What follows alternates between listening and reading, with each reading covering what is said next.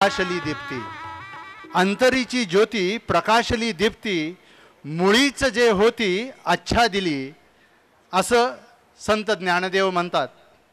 आणि असंच ज्यांच्या बाबतीत म्हणता येईल, लक्ष्मी आणि शारदेच्या दरबारात लीलया संचार करणारे, समर्थ भारत अभियानातून महासत्तेचं स्वप्न साकारण्यासाठी महत्त्वाकांक्षी योजना आखणारे आणि पुणे विद्यापीठाला जागतिक दर्जा मिळवून देईनच अशी घोषणा करणारे कुलगुरू आदरणीय डॉक्टर नरेंद्र जाधव, त्यांना मी नम्र विनंती करतो की त्यांनी या सोहळ्याला मार्गदर्शन करावं.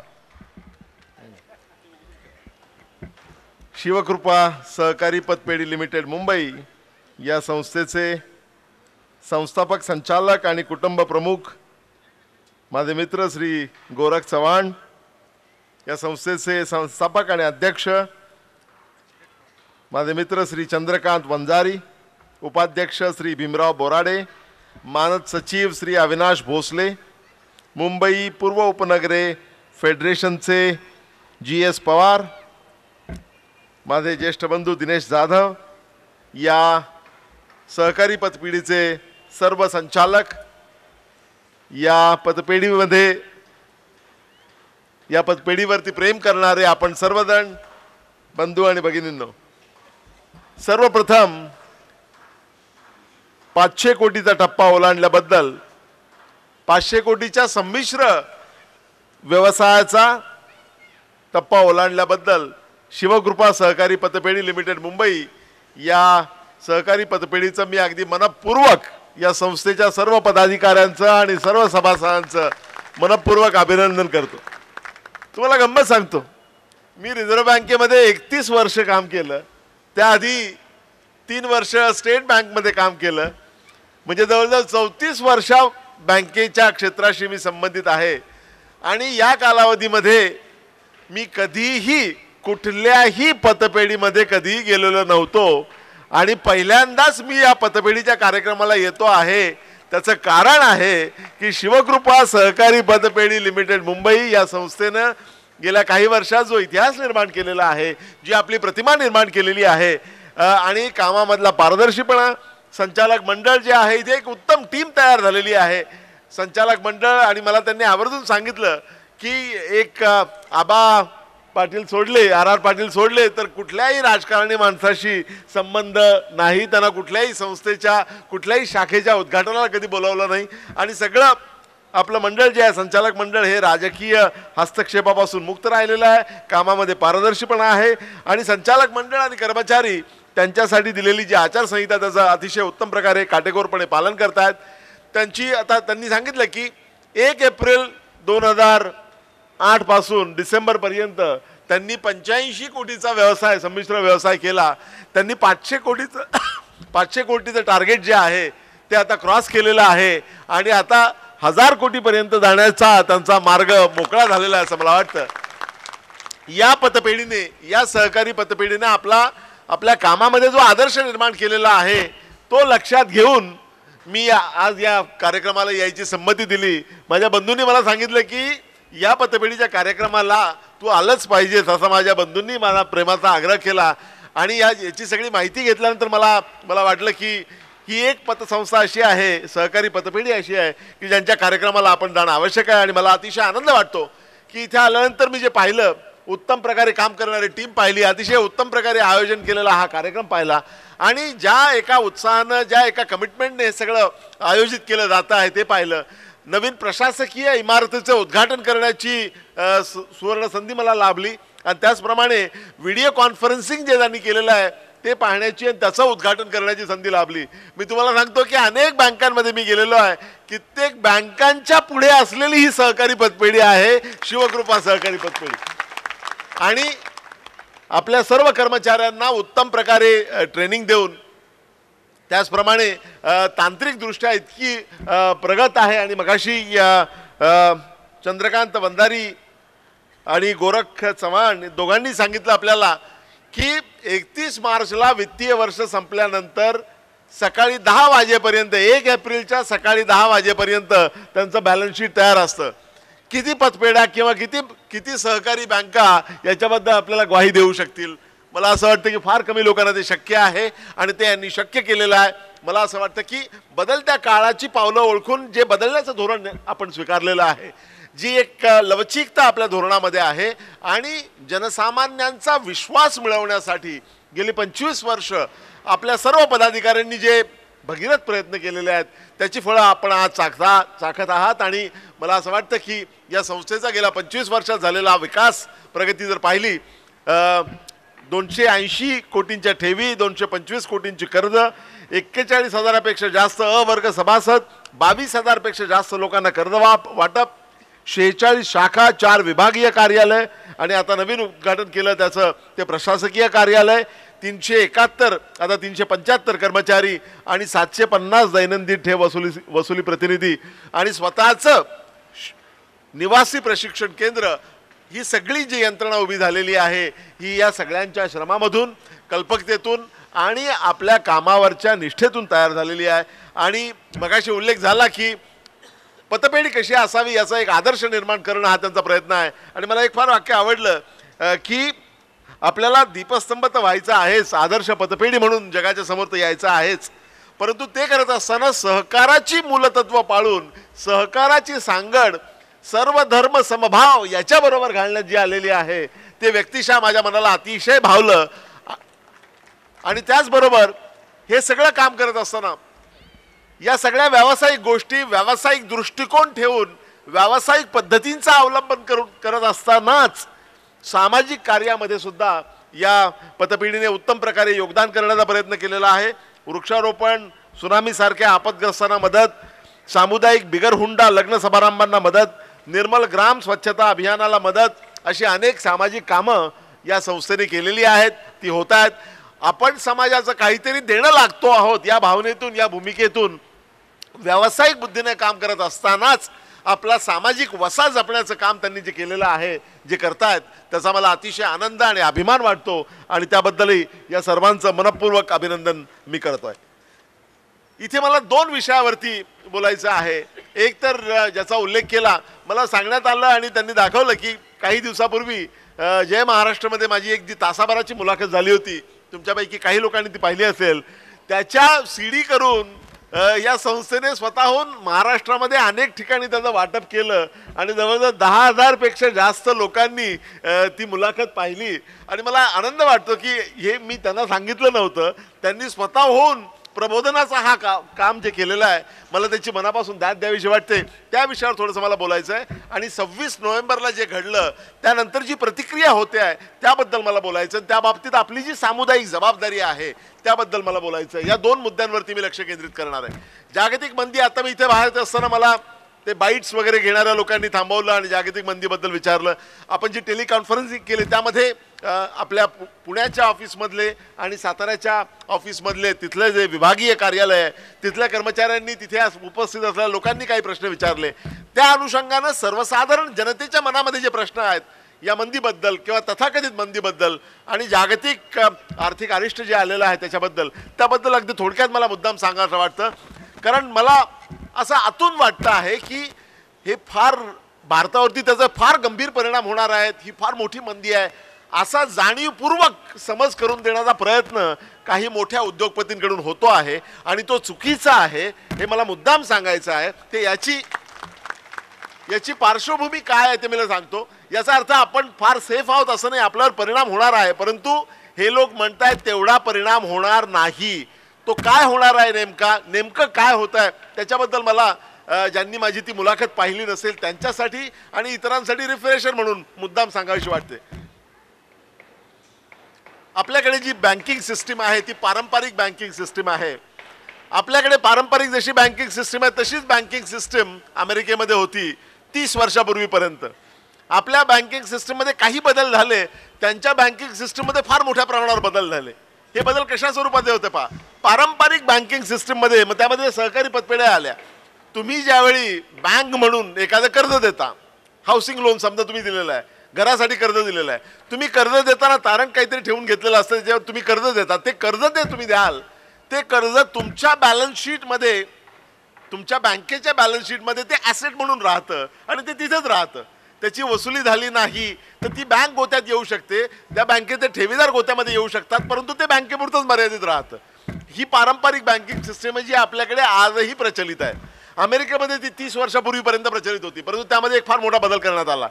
गेल्या 30 वर्षामध्ये अमेरिकेतल्या वित्तीय संस्थांमध्ये जो बदल झाला, विशेषतः व्यापारी बँकांमध्ये जो बदल झाला, त्यांनी काय केलं की एखाद्या बँकेचं जे कर्ज दिल्यामुळे जे ॲसेट निर्माण झालेला आहे तो ॲसेट त्या बँकेने स्वतःकडे न ठेवता त्या ॲसेटवर आधारित रोखेकरण केलं, म्हणजे सेक्युरिटायझेशन केलं, त्या ॲसेटचं रूपांतर फायनान्शियल इन्स्ट्रुमेंटमध्ये केलं आणि ते दुसऱ्या एखाद्या बँकेला विकून टाकलं.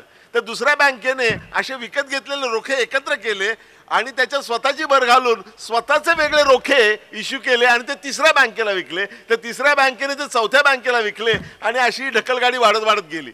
आता हे करताना आपण बँक म्हणून काम करताना मला खूप आनंद वाटला की यांनी सांगितलं की NPA जवळजवळ 0% आलेला आहे आणि या वसुलीचं फार उत्तम काम हे सगळे लोक करतायत आणि अतिशय चांगल्या प्रकारे काम करून ते NPAचं प्रमाण जवळजवळ 0वरती आणलेलं आहे. वसुली करताना काय होतं तुम्ही पहा की एखाद्या बँकेने कर्ज दिल्यानंतर ते कर्ज जर त्या कर्जाची परतफेड जर झाली नाही तर त्या बँकेवरती अनेक परिणाम होतात. आपल्याला माहिती आहे ती बँक चालू शकत नाही, कारण बँक बेसिकली काय इधर का माल उधर, हिंदी पिक्चरच्या भाषेमध्ये सांगायचं तर असं आपण करत असतो. असं असताना जर आपल्याला परतफेड झाली नाही तर ती बँक गोत्यात येणार याच्यात काही शंका नाही. म्हणूनच बँका कर्ज देताना आवश्यक ती सगळी काळजी घेतात. कर्ज घेणाऱ्याची पात्रता आहे का याचा विचार केला जातो. कर्ज घेण्याची आहे का, पात्रता आहे का आणि कर्जासाठी जे तारण दिलेलं आहे त्या तारणातून आपण ही कर्जावर रक्कम वसूल करू शकतो का याचा सारासार विचार करूनच ते कर्ज दिलं जातं. आपण कोणालाही कर्ज देत नाही, आपण काळजी घेतो. परंतु या बदललेल्या बँकिंग प्रणालीमध्ये काय झालं, बँकांनी कर्ज दिल्यानंतर त्या कर्जाची रिस्क जी आहे ती त्यांनी स्वतःकडे न ठेवता रोखेकरण करून सेक्युरिटायझेशन करून ती दुसऱ्या बँकेला दिली होती. त्यामुळे आणि दुसऱ्या बँकेने ती तिसऱ्या बँकेला दिली होती. त्यामुळे कर्ज देताना जी आवश्यक काळजी पारंपरिक बँकिंगमध्ये घेतली जाते किंवा घेतली जाणं अपेक्षित असतं, अभिप्रेत असतं, तो प्रकार इथे झाला नाही. कारण आपण कर्ज दिलं परंतु त्या कर्जाची रक्कम जी आहे तो ॲसेट आपण जर दुसऱ्याला विकणार असू तर आपल्याला कर्ज देताना ती काळजी घेण्याची गरज नाही असं गृहीत धरून अनियंत्रित प्रमाणात कर्ज वाटप केलं गेलं. ज्यांची कर्ज घेण्याची क्षमता नव्हती, परतफेडीची पात्रता नव्हती, अशा लोकांनाही कर्ज देण्यात आलं आणि त्यातून जो क्रायसिस निर्माण अमेरिकेमध्ये झाला त्याला आपण सब प्राईम क्रायसिस म्हणतो. हा जो सब प्राईम क्रायसिस आहे, तुम्ही लक्षात घ्या की कर्जाचा डोलारा आहे तर तिथे कुठलाही वास्तुशास्त्रज्ञ सांगेल किंवा common sense will tell you की कुठलाही मनोरा बांधताना त्याचा पाया आणि त्याची उंची याचं काहीतरी एक प्रमाण असावं लागतं. एकाच पायावर जर तुम्ही मर्यादित पायावर जर अनियंत्रित इमारत बांधत गेलात तर तो डोलारा कधी ना कधी कोसळणार आणि नेमकं तेच झालेलं आहे. ऑगस्ट 2007 मध्ये तो डोलारा अमेरिकेमध्ये कोसळला कारण तारणाची जी संख्या आहे ती वाढत नव्हती आणि तो डोलारा जो आहे हे रिस्क मॅनेजमेंटच्या नावाखाली पास ऑन द बक करण्याचा जो प्रयत्न आहे तो इतक्या मोठ्या प्रमाणात झाला की त्या न वाढलेल्या पायावर इतक्या मोठ्या प्रमाणात डोलारा उभा केला, तो शेवटी कोसळणार होता. तो ऑगस्ट 2000 मध्ये कोसळला. इथे रोखेकरणाच्या प्रक्रियेमध्ये एक बँक जर बुडाली तरी त्या बँकेने इश्यू केलेले रोखे ज्यांनी विकत घेतलेले आहेत त्यांच्यावर परिणाम होणार, त्यांनी ज्यांना रोखे विकलेले आहेत त्यांच्यावर परिणाम होणार, अशी ती परिणामांची साखळी वाढत जाते आणि तशी ती गेली. आणि म्हणून housing crisis was converted into banking crisis and that banking crisis led to a crisis of confidence. हे अमेरिकेमध्ये घडलेलं आहे आणि अमेरिकेमधलं ते लोन हे वेगानं युरोपमध्ये पसरलं. ह्याची तीव्रता इतकी मोठी होती की आता सर्वमान्य होत आहे की 1929 साली जी जागतिक मंदी आली होती 1929 साली, त्यानंतर जगाला मिळालेला सर्वात मोठा धक्का जो कोणता असेल तर तो आता मिळालेला धक्का हे आता सर्वमान्य झालेलं आहे. अमेरिकेमध्ये रिसेशन आहे, मंदी आलेली आहे, युरोपमधल्या अनेक देशांमध्ये मंदी आलेली आहे. आजपर्यंत आपल्याला असं सांगितलं जात होतं किंवा अमेरिकेमध्ये असलेले जे मोठे अर्थतज्ञ आहेत त्या अर्थतज्ञ गर्वानं आजपर्यंत असं म्हणत होते की अमेरिकेला जर सर्दी झाली तर भारतासारख्या देशाला न्यूमोनियाचा त्रास होतो. आता अमेरिकेलाच न्यूमोनिया झालेला आहे आणि त्याचा त्रास सगळ्या जगाला होतो आहे, ही वस्तुस्थिती आहे. आज मितीला अमेरिकेमध्ये जे घडतं आहे ते युरोपमध्ये घडत आहे, थोड्याफार फरकानं ते इतर अनेक देशांमध्ये घडत आहे. त्याचे या जागतिकीकरणाच्या काळामध्ये सगळे देश एकमेकाशी अशा वेगवेगळ्या प्रकारे जे जोडले गेलेले आहेत, निगडीत झाले आहेत, त्यामुळे प्रत्येक देशावर याचा परिणाम होणारच, याच्यात शंका नाही. माझा मुद्दा असा आहे की त्याचा अवास्तव बाऊ करणं हे चूक आहे. आता नेमका काय परिणाम होणार आहे, आपण सुरुवात करूया जागतिक अर्थव्यवस्थेपासून. जागतिक अर्थव्यवस्था पूर्ववत व्हायला किती वेळ लागणार आहे, हा सगळ्यांच्या मनात असलेला पहिला प्रश्न आहे. अमेरिकन सरकारने आता अधिकृतपणे आमच्याकडे मंदी आहे हे मान्य केलेलं आहे. मंदी म्हणजे काय तुम्हाला सांगतो. आपल्याकडे मंदीची गोष्ट केली जाते, आपल्याकडे मंदी अजून आलेली नाही, मी त्याचं स्पष्टीकरण एका मिनिटात देणार आहे. पण जागतिक अर्थव्यवस्थेकडे पाहिलं तर अमेरिकेमध्ये मंदी आलेली आहे, युरोपमधल्या अनेक देशांमध्ये मंदी येऊ घातलेली आहे. याच्यातून आपली रिकव्हरी कशी होणार, पूर्ववत जागतिक अर्थव्यवस्था कशी होणार, याच्याबद्दल मी जी थिअरी मांडलेली आहे त्यामध्ये मी असं म्हटलेलं आहे की देर आर 3 पॉसिबिलिटी, 3 वेगवेगळ्या शक्यता आहेत. आणि या सगळ्या शक्यता अगदी सोप्या पद्धतीने मांडायच्या झाल्या ते इंग्रजी लेटर्सचा आपल्याला त्याचा उपयोग करून घेता येऊ शकेल. म्हणजे एक जी शक्यता आहे ती यू शेप, इंग्रजी यू आकाराची रिकव्हरी. दुसरी जी आहे ती इंग्रजी व्ही अक्षराच्या आकाराची रिकव्हरी. आणि तिसरी जी आहे ती एल या अक्षराची रिकव्हरी. या 3 शक्यता वेगवेगळ्या संभवतात. आता याची कितपत शक्यता आहे, प्रत्येक शक्यता किंवा प्रॉबॅबिलिटी ही वेगवेगळी आहे, शक्यता कमी जास्त आहे. यू शेप रिकव्हरी जी आहे, इंग्रजी यू आकाराची रिकव्हरी, तो सर्वात उत्तम पर्याय आहे. म्हणजे that is our wishful thinking. जर यू शेप रिकव्हरी जर होणार असेल तर सगळी जागतिक अर्थव्यवस्था 6 ते 8 महिन्यामध्ये यू टर्न घेऊन पूर्ववत होऊ शकेल. परंतु ही शक्यता फार कमी प्रमाणात आहे. साधारण 15% शक्यता, 15% प्रॉबॅबिलिटी आपल्याला म्हणता येईल. 15.15 is the probability of you shape recovery taking place. दुसरी शक्यता आहे ती व्ही शेप रिकव्हरीची. व्ही शेप रिकव्हरीचा अनुभव आपल्याला जो आला तो 1997 साली पूर्व आशियाई देशांमध्ये, ज्यावेळी आपल्याला माहिती आहे ज्यांना आपण टायगर्स म्हणत होतो, एशियन टायगर्स म्हणत होतो, ते टायगर्स एका दिवसामध्ये पेपर टायगर झाले होते. 1997 सालचा क्रायसिस आठवा. त्या क्रायसिसमधून बाहेर येताना त्या देशांमध्ये यू शेप रिकव्हरी झालेली आहे. व्ही शेप रिकव्हरीचा अर्थ काय की मोठ्या प्रमाणावर वेग कमी होणार आणि पुन्हा काहीशा कालांतरानं पुन्हा ते पूर्ववत होणार, ही ती व्ही शेप रिकव्हरी आहे. व्ही शेप रिकव्हरीमध्ये 1.5 ते 2.25 वर्ष कमीत कमी लागतं. आणि माझ्या मते व्ही शेप जागतिक अर्थव्यवस्थेची व्ही शेप रिकव्हरी होण्याची शक्यता ही जास्तीत जास्त आहे. जवळजवळ 60 ते 70% शक्यता ही व्ही शेप रिकव्हरीची आहे. आणि ती शक्यता जास्तीत जास्त संभवते. तिसरा जो पर्याय किंवा तिसरा जो शक्यता जी आहे ती आहे एल शेप रिकव्हरीची. ती सगळ्यात भयंकर शक्यता आहे. एल शेप रिकव्हरी म्हणजे जपानमध्ये गेली 14 वर्ष जे चाललंय ते एल शेप. तुम्ही आकार लक्षात घ्या की अर्थव्यवस्था कोसळलेली आहे, कोसळल्यानंतर त्या एका पातळीवरती अनेक वर्ष राहिलेली आहे. गेली 14 वर्ष जपानची अर्थव्यवस्था आपल्या रस्त्यावरच्या भाषेत सांगायचं तर डब्यात गेलेली आहे. अजून ती रिकवर होत नाही. मोठ्या प्रमाणावर त्याची कपात झाली, विकासाचा दर शून्यावर आला, शून्याहूनही खाली गेला आणि तिथेच ती गेली 14 वर्ष त्याच पातळीवर आहे. या शक्यता एल शेप रिकव्हरीची शक्यता सुद्धा साधारण 15% आहे. त्यामुळे आपण जर लक्षात घेतलं चित्र, यू व्ही आणि एल या 3 आकाराच्या ज्या रिकव्हरीच्या पूर्ववत होण्याची जी शक्यता आहे जागतिक अर्थव्यवस्था, त्यामध्ये यू शेपची पॉसिबिलिटी ही 15% आहे, व्ही शेपची पॉसिबिलिटी 60 ते 70% आहे आणि एल शेपची पॉसिबिलिटी ही साधारण उरलेले 15 ते 20% आहे. याचाच अर्थ पुढची 1.5 ते 2 वर्ष जागतिक अर्थव्यवस्था पूर्वपदावर येण्याची शक्यता नाही. त्यामुळे पुढच्या 1.5 ते 2 वर्षानंतरच जागतिक अर्थव्यवस्था पूर्ववत होणार आहे. आता आपल्या दृष्टीने सगळ्यात महत्त्वाचं काय, भारताचं काय. आपण ग्रुप फोटोमध्ये नेहमी आपण स्वतःला शोधत असतो. जागतिक अर्थव्यवस्थेचा मध्ये जे होतंय त्याचा आपल्यावर परिणाम होणार आहे निश्चित, आणि तो होतो आहे. मग आपण कधी रिकवर होणार, आपल्याला तेवढाच वेळ लागेल का, आपल्याकडे यू शेप रिकव्हरी होईल का, आपल्याकडे व्ही शेप रिकव्हरी होईल का, की आपल्याकडे एल शेप रिकव्हरी होणार आहे. याची सुरुवात करताना आधी आपल्यावर किती परिणाम होणार आहे ते आपण पाहू.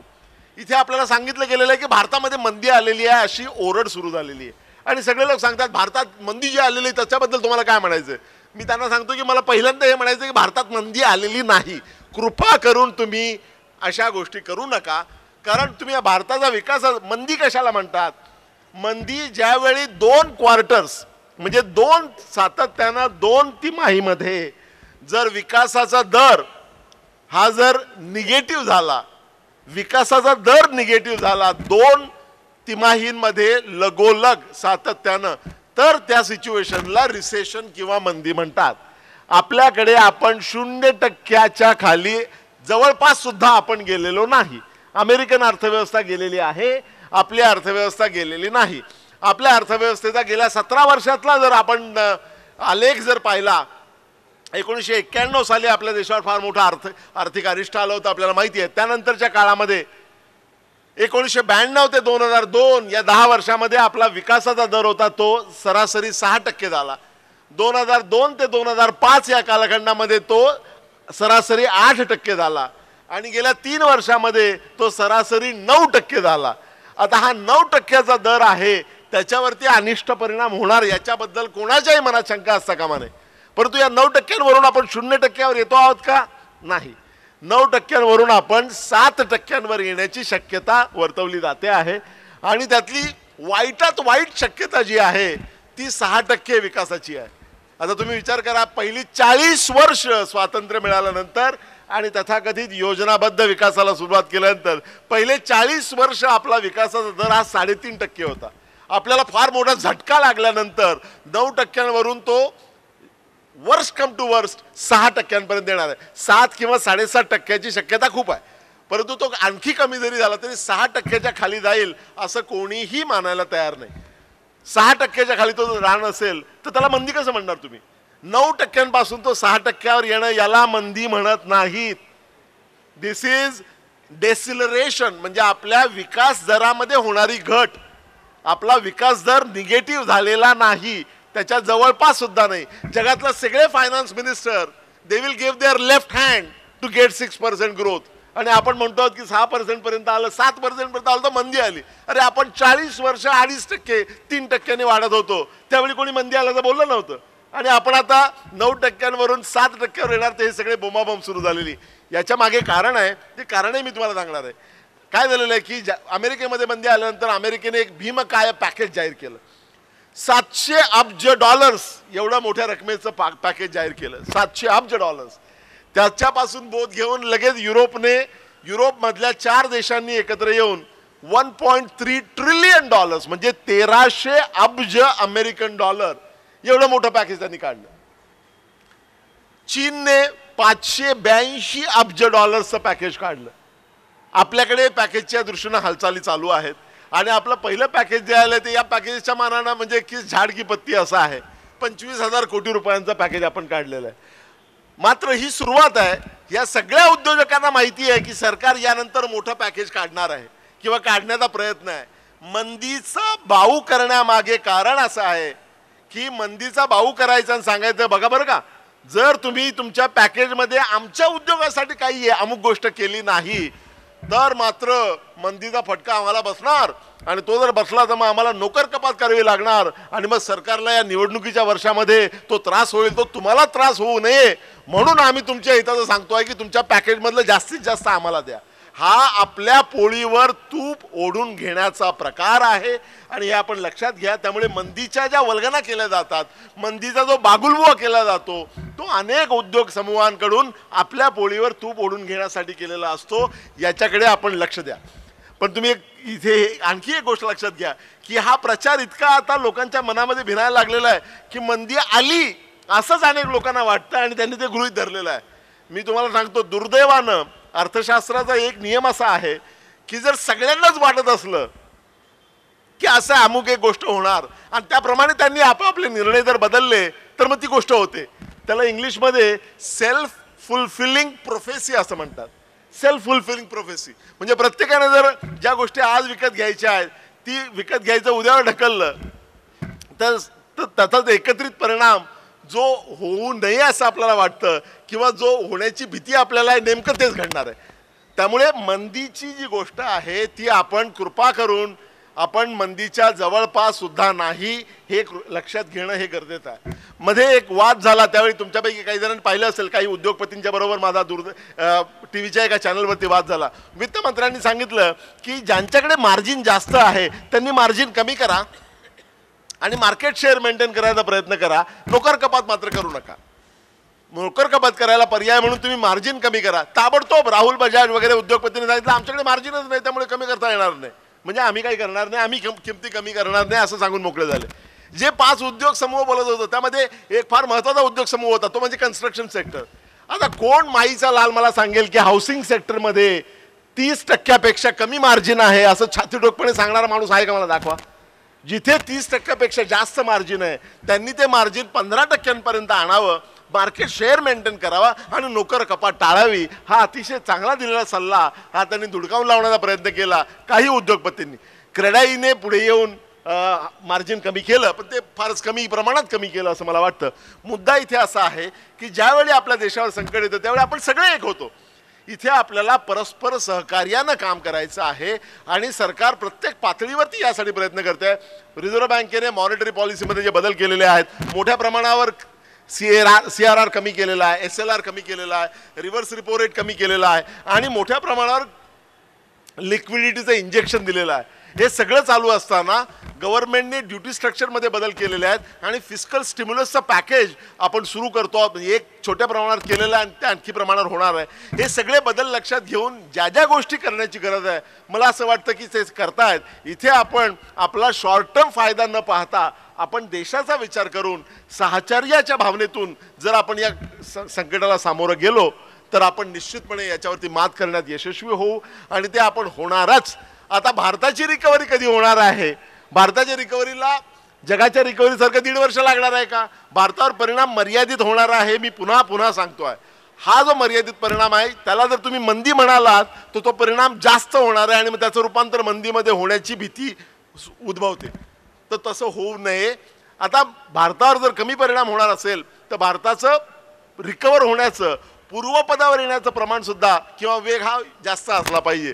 जागतिक अर्थव्यवस्थेला पूर्वपदावर यायला 1.5 वर्ष लागणार आहे असं म्हटलं, कमीत कमी 1.5 वर्ष, 1.5 वर्ष, 1.5-2 किंवा कदाचित 2 वर्ष सुद्धा. भारताला माझं वैयक्तिक मत असं आहे की इफ ऑल गोज वेल आपल्याला 1.5-2 वर्ष थांबण्याची गरज नाही. भारताला यू शेप रिकव्हरी ही शक्य आहे. 8 ते 10 महिन्यामध्ये भारतीय अर्थव्यवस्था ही पूर्वपदावर येऊ शकते. किंबहुना माझी आशा, अपेक्षा आणि आकांक्षा अशी आहे की आपल्याला यू शेप रिकव्हरी पण नको, एल शेप तर नको, आपल्याला व्ही शेप रिकव्हरी नको, यू शेप रिकव्हरी पाहिजे. पण यू पेक्षाही चांगली रिकव्हरीची सिस्टीम म्हणजे जे शेप रिकव्हरी. जेच्या आकाराची रिकव्हरी जर झाली तर आपण म्हणजे आपल्या अर्थव्यवस्थेचा आलेख हा खाली गेल्यानंतर ज्यावेळी परत वर जाईल त्यावेळी तो आधी असलेल्या पातळीपेक्षा आणखी वर जाणार आहे. It is possible to do it. मला असं वाटतं की जर आपण आपल्यामध्ये जे नवीन स्पिरिट आलेलं आहे 1991 नंतर, त्या स्पिरिटने जर काम करत राहिलो आणि सरकार आणि इतर सगळ्या एजन्सीजच्या बरोबर जर सहकार्याची आणि साहचर्याची भावना ठेवून आपण जर काम केलं, मला असं वाटतं की हा जे शेप कर्व जो आहे, जे शेप रिकव्हरी ही शक्यता निश्चितपणे आहे. आपल्याला कमीत कमी यू शेप रिकवर झाला पाहिजे. म्हणजे 8 महिन्यामध्ये, जास्तीत जास्त 6 ते 8 महिन्यामध्ये किंवा 10 महिन्यामध्ये रिकव्हरी. आणि ते जर शक्य नसेल तर आपण जे शेप जर शक्य नसेल तर आपण यू शेप रिकव्हरीच्या मागे असलं पाहिजे. त्याच्या पलीकडे आपण जाता कामा नये असं मला वाटतं. ते शक्य आहे. मात्र यासाठी आपल्या सर्वांचं सरकारला सहकार्य, रिझर्व्ह बँकेला, सरकारला सहकार्य आपलं सर्वांचं हवं आहे. आणि मला असं वाटतं की ज्या प्रकारे शिवकृपा सहकारी पतपेढी आणि इतर अनेक संस्था, वित्तीय संस्था काम करत आहेत ते जर पाहिलं तर मला निश्चितपणे असा विश्वास वाटतो की आपण हे साध्य करू शकू. दुसरा जो मुद्दा मला बोलायचा होता त्या मुद्द्यावरती 10 मिनिटं मी बोलणार आहे. आपण 26 नोव्हेंबरला जे झालेलं पाहिलं